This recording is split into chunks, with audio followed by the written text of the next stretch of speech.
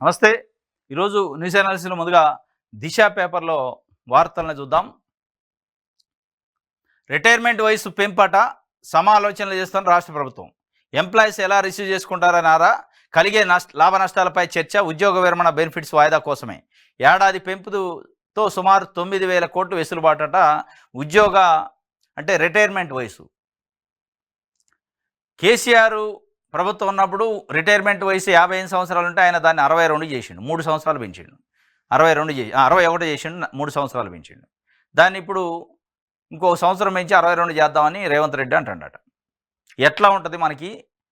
Employees at receive చేసుకుంటారు, ప్రభుత్వానికి mileage ఎట్టొద్ది, unemployees at receive చేసుకుంటారు నిరుద్యోగులు అనే ఒక చర్చ పెట్టారట. ఎంత దారుణమైన పని అంటే, ఉద్యోగుల రిటైర్మెంట్ వయసు 58 సంవత్సరాలు ఎన్నో దశాబ్ద కాలాల నుంచి ఉంది. ఈ ఆటది కాదు. దాన్ని కేసీఆర్ వాళ్ళ స్వార్థం కోసం రిటైర్మెంట్ బెనిఫిట్స్ తప్పించుకోవడం కోసం 3 సంవత్సరాలు పెంచిండు.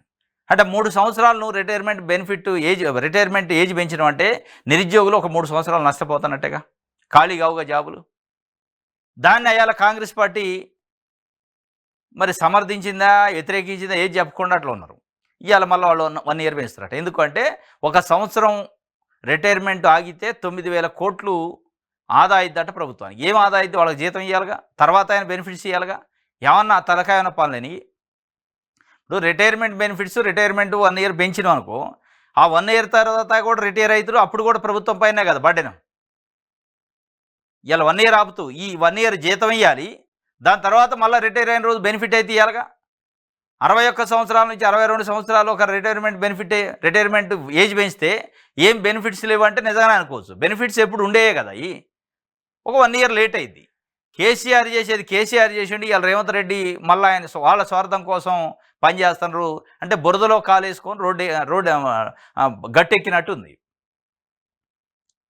మనం ఉన్నాం ప్రస్తుతం, మనకి ఎందుకు ఏదో పెంచుదాం, డొల్లిద్దాం, అయిపోయా తర్వాత వచ్చేటోడు వాడు వాడు పడతాడని కేసీఆర్ చేసిండు. వీళ్ళు అది చేస్తాం. దీనికోసం చేస్తున్నట. ఇది తప్పనిసరిగా నిరుద్యోగుల్లో అయితే తీవ్రమైన వ్యతిరేకత ఉంది, ప్రజల్లో కూడా వ్యతిరేకత ఉంది. మీ స్వార్థాల కోసం, మీ క్యాలిక్యులేషన్లు, మీ లెక్కల కోసం రిటైర్మెంట్ వయసు పెంచడమైంది. కింద ఉన్న నిరుద్యోగులు ఉద్యోగాలు లేక రోడ్ల మీద తిరుగుతుంటే ఉన్నోళ్ళకి ఏజ్ పెంచుకుంటూ కూర్చుంటారు. మీరు ఖరీదైన అవినీతి అట. పిఓబి డేటా కరెక్షన్ కోసం లంచం. గుంటకు ₹1,00,000 వరకు డిమాండ్. మొదటి వరుసలో ఆర్ఐలు, తహసీల్దార్లు బాధితులకు ఫోన్లు చేసి మరీ బేరం. సంఘం నేతలు చెప్పిన డోంట్ కేర్. కష్టంగా మారిన భూ సమస్యల పరిష్కారం. రెవెన్యూ శాఖలో అవినీతి పెరిగిందన్న ఆరోపణలు వినిపిస్తున్నాయి. ఇటీవల ఏసీబీ కేసులో పట్టుబడే అధికారులు స్వాధీనం చేసుకుంటున్న నగదు సంఘటనలే ఇందుకు నిదర్శనంగా నిలుస్తున్నాయి. కొందరు ఆఫీసర్లు లంచాన్ని ఖరీదైందిగా మార్చేశారని చర్చ నడుస్తుంది. భూ సమస్యల పరిష్కారం కోసం గుంటకు ₹1,00,000 వరకు డిమాండ్ చేస్తున్నారని ప్రచారం జరుగుతుంది. దీంతో అధికారులు తప్పిదం వలన, సాంకేతిక కారణాల వలన ఏర్పడిన భూ సమస్యలు పరిష్కరించుకోవడం రైతులు, భూ హక్కుదారులకు తలకమించిన భారంగా మారింది. రంగారెడ్డి, మేడ్చల్, సంగారెడ్డి, వికారాబాద్, యాదాద్రి భువనగిరి జిల్లా, సూర్యాపేట జిల్లా లాంటి జిల్లాలలో ఖరీదైన లంచం నడుస్తుందట. గుంటకు ₹1,00,000. పిఓబి అంటే ప్రొహిబిటెడ్ జాబితాలో పడింది. పట్టా ల్యాండే కానీ ప్రొహిబిటెడ్ జాబితాలో ఆ రెవెన్యూ అధికారుల్లో సమన్వయ లోపమో, రెవెన్యూ అధికారుల తప్పిదం వలన, ఆ డేటా ఎంట్రీ వాళ్ళ తప్పిదం వలన పడింది. దాన్ని రిలీజ్ చేయాలంటే, పిఓబి నుంచి తీసేయాలంటే గుంటకు ₹1,00,000. ఆర్ఐలు, తహసీల్దార్లే ఫోన్లు చేసి మరీ అడుగుతుండట. ఇగో నీ భూమి పిఓబిలో పడది, ప్రొహిబిటెడ్ లిస్ట్లో తీసేస్తాం, రా వచ్చి మాట్లాడుకో అంటున్నారట. ఇది దీనికోసమేనా భూభారత పెట్టింది? తహసీల్దార్ల సంఘాలు, ఆర్డీఓ సంఘాలు ధరణిని తీసేయాలి, భూభారత పెట్టాలి, మాకు ఏమి లేకుండా చేతురి అని చెప్పి గగ్గోలు పెడితే వాళ్ళ కోసం పెట్టినట్టే ఉంది. రైతుల కోసం పెట్టినట్లేదు.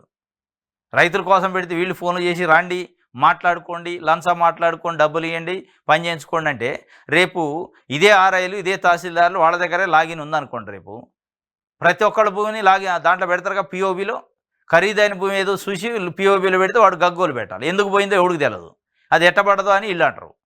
మరి అది ఎందుకు పడ్డది పిఓబిలో ఎంటర్ చేసిన అధికారి ఎవరు, వారిపైన చర్యలు ఏమైనా ఉంటాయి అనేది ఏముండదు. పడ్డదండి, అది ఎట్లా పడ్డదో తెలియదు, కానీ సరి చేయించుకోండి.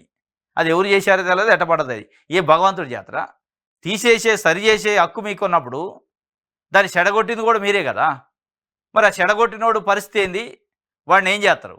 రైతు తప్ప. రైతు వచ్చి సిస్టమ్ మీద కూర్చొని చెడగొట్టుకోడు కదా. ఇది అలా ఖరీదైన అవినీతి నడుతుందట భూభారత పేరుతోని.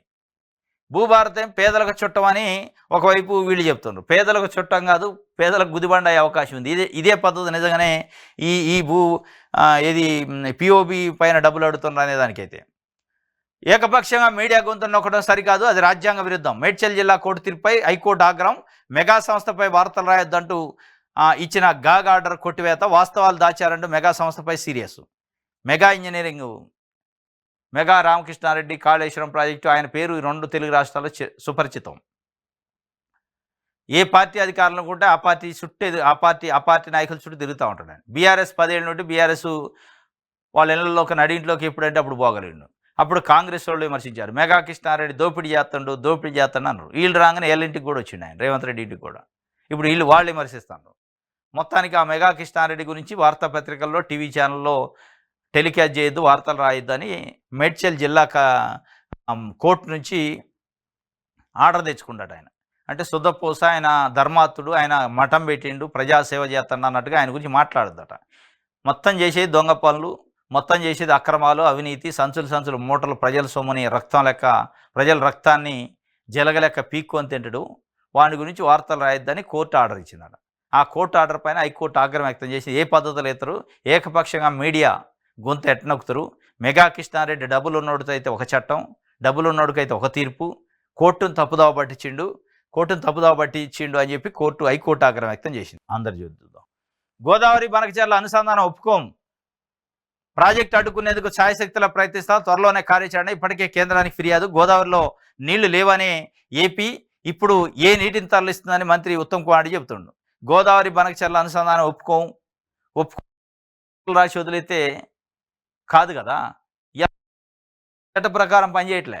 ఉత్తరం రాస్తే చట్ట ప్రకారం పనిచేయడానికి మీరు పనిచేయట్లే, వాళ్ళు పనిచేయట్లే. ప్రభుత్వాలు చట్టాన్ని అమలు చేసే ప్రభుత్వాలు, అధికారులు, యంత్రాంగాలు చట్టాన్ని అమలు చేయట్లే. బలవంతంగా డిమాండ్ చేసి, గొడవ చేసి, ధర్నాలు చేస్తే తప్ప ఉట్టిగా ఆగవి. మీరు ఉత్తరం రాస్తే వాళ్ళు ఆపుతారా ఏంది? ఇవాళ ఎన్డీఏ కూటమి ప్రభుత్వం ఉంది ఆంధ్రాలో, అదే కేంద్రంలో. వాళ్ళు ఏకపక్షం వ్యవహరించే అవకాశం ఉంటుంది కాబట్టి ఢిల్లీ స్థాయిలో, జాతీయ స్థాయిలో దేశానికి తెలియజేయాలి, మాకు అన్యాయం జరుగుతుంది, అన్యాయం చేస్తున్నారు మోడీ, చంద్రబాబు నాయుడు కలిసి అని. ఎక్కడ ఏది ఎప్పుడు లేదు, ఉత్తరాలలో చెప్తున్నారు తప్ప మిగతా ఏమి లేదు. నమస్తే తెలంగాణ. బీజేపీ సింధూరం మహిళల గరం, ఉత్తరాదిలో బెడిసికొట్టిన సింధూర్ అభియాన్, గల్లాపట్టి నిలదీస్తున్న ఆడబిడ్డలు. మోదీ జాతికి జవాబు చెప్పండి అని చెప్పి 200 మంది ఎంపీలు లేఖ రాశారట. ఆపరేషన్ సింధూర్పై చర్చకు రండి, పార్లమెంట్ సమావేశం పెట్టండి, అసలు ఏం జరిగింది సింధూరు, పహల్గామ్ దాడి, ఆ పహల్గామ్ దాడిలో మృతి చెందిన 26 మంది కుటుంబాలు, దాని తర్వాత జరిగిన ఆపరేషన్ సింధూరు ఏమి ఫలితం వచ్చింది, ఆ పరిణామాల వల్ల జరిగింది ఏంది అనేది దేశానికి, జాతికి చెబుదాం, పార్లమెంట్ సమావేశం పెట్టినట్టు 200 మంది ఎంపీలు లెటర్ రాస్తారట ప్రధానమంత్రి మోడీకి. ఇది గమ్మత్తుగా ఉంది. ఆపరేషన్ సింధూరు, బీజేపీ సింధూరం మహిళల గరం అంటే ఉత్తరాది రాష్ట్రాలలో సింధూరం పట్టుకొని పోయి మహిళలకు ఇస్తున్నారట బీజేపీ నాయకులు. మేము పెద్ద ఘనకార్యం చేసినాం ఆపరేషన్ సింధూర్ పేరుతోని, అంటే మహిళలు చెప్పులు తీసుకొని ఎంట పడుతున్నారట. సింధూరం ఎవరు పెడతారు? నుదిట్టిన సింధూరం భార్యకి ఎవరు పెడతారు? భర్తే పెడతారు. ఓడో వచ్చి పెట్టడం. ఈ సింధూరం నువ్వుడు పంచడాన్ని ఏమైనా భర్తవా అని చెప్పి ఎంట పడుతుండట. ఇక రాజకీయ లబ్ధి, ఓట్ల కోసం ఈ ఏడిపి అయిపోతే అసలు సింధూరం ఎడిపోయింది. ఆపరేషన్ సింధూర్ అంటారు, ఈ కాళ్ళ మీద నిలబెడతారంటారు, ఈ మోకాళ్ళ మీద నిలబెడతారు, అసలు వణికిపోతుంది, పాకిస్తాన్ ఉండదు పటంలో, ప్రపంచ పటంలో అంటారు. దానిపైన అది చేసుకుంటుంది, మన పని మనం చేసుకుంటాం. ఏం జరిగిందో ఎవరికి చెప్పరా? జాతిని అసలు అయోమయంలో పెడితీయాలి. భారతదేశ వ్యాప్తంగా ఏం జరిగింది, ఎందుకు ఆగింది ఆపరేషన్ సింధూరు, మరి ఎక్కడ రిజల్ట్ వచ్చింది, ఏం ఫలితం వచ్చింది అంటే ఏం లేదు. మళ్ళీ దీనిపైన రాజకీయాలు, ఓట్ల కోసం రాజకీయాలు చేస్తుంటే గరం అయ్యారట దేశ ప్రజలు. అది అక్కడ ఇది ఉత్తరాదిలో, మన తెలంగాణలో. మళ్ళీ అసైన్మెంట్ కమిటీలు వేస్తారట. ప్రజా అవసరాలకే ప్రభుత్వం మిగిలి భూములు, అసెంబ్లీ సెగ్మెంట్ల వారిగా కమిటీలు ఏర్పాటు. ఖమ్మం జిల్లా ములుగుమాడు రెవెన్యూ సంస్థలో డిప్యూటీ సీఎం బట్టి విక్రమార్క 15 ఆగస్టు నాటికి భూమి సమస్యలన్నిటికీ విముక్తి, మంత్రి పొంగులేడి చెబుతున్నాడు. నాట్లకు ముందే రైతు భరోసా నిధులు జమ అని మంత్రి తుమ్మల నాగేశ్వరరావు. ఈ నాట్లు ఎక్కడి నుంచి వచ్చింది? అసలు మే 23 నుంచి అంటారు అయిపోవాలి, ఇప్పటికే మళ్ళీ నాట్లేంది రైతు భరోసాకి? అరే రైతు భరోసా ఎప్పుడో డిసెంబర్లో ఇవ్వాల్సింది, జూన్ వచ్చినా ఇవ్వకుండా మళ్ళీ నాట్ల లోపు ఇది ఎక్కడ తంతు? ఆ ఇచ్చేదేదో టైంకి ఎడితే వాళ్ళు కాస్త ఉపయోగపడతాయి కదా. యాసంగి రైతు భరోసా వానాకాలానికి వచ్చినా దిక్కు లేదా, మరి కాలానికి ఇవ్వాల్సిన రైతు భరోసా సంగతి ఏంటంటే ఇదే ఏడా అడుగుతాం అదే ఇయ్యడా పాతదే. మళ్ళీ కొత్త దానికోసం మళ్ళీ ఇంకొక 6 నెలలు వెయిట్ చేయాలి. వాయిదాల మీద వాయిదాలు పెట్టుకుంటూ పోతాం రైతు భరోసా విషయంలో. మళ్ళీ మేము అన్నీ ఆపినాం, ఖర్చు తగ్గించినాం, టాప్ ప్రయారిటీ రైతులకే పెట్టినాం, రైతు భరోసాకే ఎంట్రీ. మరి ఎడిపోతున్నాయి డబ్బులని, ఏం చేస్తున్నట్టు డబ్బులని? మరి రైతు భరోసా ఇవ్వడానికి 4-5 వేల కోట్లు ఖజానా లేవా? మరి హైదరాబాద్లో జిఎస్టీ 100 కోట్లు వస్తుంది నెల నెల. మరి హైదరాబాద్ లాంటి గుండెకాయ లాంటి నగరం ఉన్నాక ఇంకా రైతులకి ఇవ్వాల్సిన రైతు భరోసా దిక్కు లేకపోతే ఏం ప్రభుత్వం నడుపుతున్నట్టు, ఏం చేస్తున్నట్టు? మళ్ళీ ఉన్నోళ్ళు ఊకుంటారా? వారానికి ఒకసారి రైతు భరోసా త్వరలో, రైతు భరోసా మొదటి వారంలో, రైతు భరోసా 2వ వారంలో, రైతు భరోసా వరి నాట్లప్పుడు, వరి నాట్లకు వెనక ముందు ఈ చెప్తుంటారు. లేని ఆశలు పెడుతున్నారు. ఇది మొత్తానికైతే మళ్ళీ అసైన్మెంట్ కమిటీలు అని వస్తాయట. అసైన్మెంట్ ల్యాండ్లకు సంబంధించి గతంలో ఉండేది. నియోజకవర్గంలో ఎమ్మెల్యే చైర్మన్గా, మిగతా అధికారులు దాంట్లో మెంబర్లుగా ఉండేది. అసైన్మెంట్ భూములు ఎవరెవరికి ఉన్నాయి, ఎవరికి పంపిణీ చేయాలి, ఎక్స్ట్రా ఉన్న భూమి లేని పేదలకు ఎట్లా పంపిణీ చేయాలి, వాళ్ళకి పట్టాలు ఎట్లా ఇవ్వాలనే దానిపై. దీంతోపాటు కాంగ్రెస్ పార్టీ ఎన్నికలలో ఒక హామీ ఇచ్చింది. అసైన్మెంట్ ల్యాండ్లు, లావన్ పట్టాలు ఇప్పటిదాకా అనుభవిస్తున్న వాళ్ళకి రెగ్యులర్ పట్టాలు ఇవ్వాలి అని చెప్పి ఒక హామీ ఇచ్చింది. పట్టాలు ఇస్తామని చెప్పారు. దాన్ని కూడా ఏదో పరిశీలిస్తానట. అంటే 20 సంవత్సరాలు లేదంటే ఒక కట్ ఆఫ్ డేట్ పెట్టుకుని 20 సంవత్సరాలకు పైగా అనుభవిస్తూ పాస్బుక్లు ఉండి రికార్డు ఉండి వాళ్ళే దున్నుతూ ఉంటే వాళ్ళకి పట్టా హక్కులు కల్పించడం. ఇప్పుడు పట్టా హక్కులు ఉండవు, వాళ్ళకి అమ్ముకునే హక్కు ఉండదు. అమ్ముకునే హక్కును కూడా కల్పించే అవకాశాన్ని ఇస్తామని చెప్పి ఈ అసైన్మెంట్ ల్యాండ్ల పైన అప్పట్లో అన్నారు, ఏది ఎన్నికల హామీలో. మరి ఇప్పుడు చెప్తారా, దాన్ని చేస్తారా లేదా అనేది కూడా పరిశీలించాలి. దాన్ని అయితే మాట్లాడతాం అని అంటున్నారు. బనకచర్లను అడ్డుకోవడానికి అన్ని ప్రయత్నాలు చేస్తున్నాం. మా అభ్యంతరాలను కేంద్రానికి తెలియజేశాం. కేంద్ర మంత్రి సిఆర్ పాటిల్కి ఫిర్యాదు చేశాం. బనకచర్లను అడ్డుకోవాలని కోరాం. వాళ్ళు ఎందుకు అడ్డుకుంటారు, మనం అడ్డుకోవాలి. కానీ ఈ లేఖలు ఇచ్చి ఉట్టికి నోట్లో చెవులు చెప్తే తింటారు. ఢిల్లీలో పోయి జంతర్ మంతర్ దగ్గర అల్లాడియాల, మొత్తం తెలంగాణ పోయాడు కూర్చోవాలా, కూర్చొని అల్లాడితే అప్పుడు సెట్ అవుతారు తప్ప ఈ ఉడుతూపులకు వాళ్ళు భయపడతారా? ఇది సాక్షి చూద్దాం. లొక్కలొక్కలు కుమ్ములాట్లు. రాష్ట్రంలోని 3 ప్రధాన పార్టీల అంతర్గత కాంగ్రెస్, బీఆర్ఎస్, బీజేపీలో రచ్చ. అసమ్మతి స్వరాలు, అసంతృప్త జ్వాలలతో సతమతం. కాంగ్రెస్లో తేలిన కేబినెట్ విస్తరణ, ఆశావాహులు నిరసన గలం. పార్టీ పదవుల్లోల్లి, గాంధీభవన్లో మహిళా నేతల ధర్నా. ఎమ్మెల్సీ కవిత రెబల్స్తో బీఆర్ఎస్లో దుమారం. జాగృతి బలోపేతం అంటూ పార్టీకి సమాంతరం కార్యకలాపాలు. కమలంలోనూ కలహాలు, నేతల్లో కొరబడిన ఐక్యత. తలనొప్పిగా మారిన రాజసింగ్ తీరు. మొత్తానికి తెలంగాణ రాష్ట్రంలో ఉన్న 3 ప్రధాన పార్టీలు బీఆర్ఎస్, బీజేపీ, కాంగ్రెస్. ఏ పార్టీలో ఉన్న కుమ్ములాట, ఏ పార్టీలో ఉన్న లోకలాకలు ఆ పార్టీలో ఉన్నాయి. కాంగ్రెస్ పార్టీలో అయితే ప్రధానంగా 6 క్యాబినెట్ పదవులు భర్తీ చేయాలి మంత్రులు. ఆ 6 క్యాబినెట్లకి వాళ్ళకు 600 అయినా అది ముందుకు పోవట్లే. కింద మీద అవుతున్నారు పాపం, తలకిందులు అవుతుండ్రు. అయినా ఈ భర్తీ చేయలేని పరిస్థితి. పిసిసి కార్యవర్గం అది కూడా భర్తీ చేయలేని పరిస్థితి. నామినేటెడ్ పదవులు భర్తీ చేయలేని పరిస్థితి. ఈ 3 విషయాలలో కాంగ్రెస్ పార్టీ అతలాకుతలం అవుతుంది. మళ్ళీ వాళ్ళకి ఇక్కడ కాదా, ఢిల్లీ పోవాలన్నారు ప్రతిసారి. పరువు బజార్లో పోతుంది. నడి బజార్లో పరువు పోయింది. ఇప్పటికే కనీసం క్యాబినెట్లు బెర్తులను కూడా భర్తీ చేసుకోలేని పరిస్థితి. పిసిసిలో కమిటీలను వేయలేని పరిస్థితి. నామినేటెడ్ పదవులు వేయలేని పరిస్థితి. సంవత్సరంన్నర దాటిపోతుంది. అంత అసమర్థంగా ఉంది. పార్టీలో అసంతృప్త జ్వాలలు లొక్కలొక్కలు ఉన్నాయని. దాంతోపాటు బీఆర్ఎస్లో స్టార్ట్ అయింది. కవిత లెటర్ రాయటం వల్ల ఆయనకి బీజేపీతో పొత్తొద్దు, బీజేపీలో విలీనం వద్దని నేను అడ్డుకుంటున్నా, కొన్ని కుట్రలు చేస్తారు నా పైన, కేసీఆర్ చుట్టూ దెయ్యాలు ఉన్నాయి అని చెప్పి మళ్ళీ దానికి కౌంటర్గా కేటీఆర్ మీటింగ్ పెట్టి ఆయన చెప్పటం. ఇవన్నీ కవిత ప్యారలల్గా జాగృతి సంస్థని బీఆర్ఎస్ పార్టీ ఎట్టయితే నడుపుతుందో ఆమె కూడా ప్యారలల్గా సమాంతరంగా బీఆర్ఎస్ పార్టీకి పోటీగా స్ట్రెంథన్ చేస్తుంది జాగృతిని. ఆమెని కనీసం చర్యలు తీసుకునే పరిస్థితి లేదు బీఆర్ఎస్లో. ఆమెకి కనీసం సోకాజ్ నోటీస్ ఇచ్చే ధైర్యం కూడా చేయట్లేదు. ఎందుకంటే వీళ్ళ బతుకులు, వీళ్ళ బండారాలను బయటపడతాయని, కుటుంబ సభ్యురాలు కాబట్టి. అదే వేరేటోండి అయితే ఇక సించి అవతల ఇష్టోళ్ళే.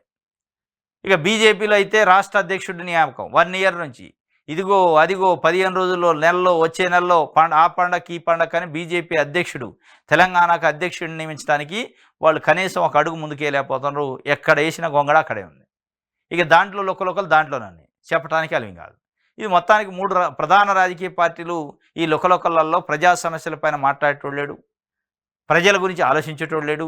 వాళ్ళ పదవులు, వాళ్ళ పంపకాలు, వాటి గురించి ఆలోచిస్తున్నారు తప్ప దీనిపైన దృష్టి ఎవరికి లేదు. రేపు కేబినెట్ పలు కీలక అంశాల చర్చ. సీఎం అధ్యక్షతన మంత్రిమండలి సమావేశం. కాళేశ్వరం ప్రాజెక్టుపై విజిలెన్స్ కమిషను, ఎన్డీఎస్ఏపై ఎన్డీఎస్సీ ఇచ్చిన నివేదికపైన గౌరవ వేతనం లేకుండా ఆదర్శ రైతుల నియామకం, ఉద్యోగుల ఆర్థికేతర అంశాల ఆమోదం, ఒక డిఏ అయినా ఇచ్చే ఛాన్సు. రాజీవ్ యువ వికాసం, వానాకాలం పంటలు, ఇంధనమిళ్లపై కూడా ఇలా రేపు క్యాబినెట్ 5వ తారీఖు క్యాబినెట్ సమావేశాలు ఇవన్నీ ప్రధానంగా ఉండే అవకాశం ఉందట. మరి రైతు భరోసా, రైతు బీమా, సన్నోట్లకు బోనస్ వీటిని కూడా మాట్లాడాలని ప్రజలు కోరుకుంటున్నారు. ఇది ఈరోజు న్యూస్ అనాలిసిస్. రేపు తాజా వార్తలతో తిరిగి కలుసుకుందాం. Thank you.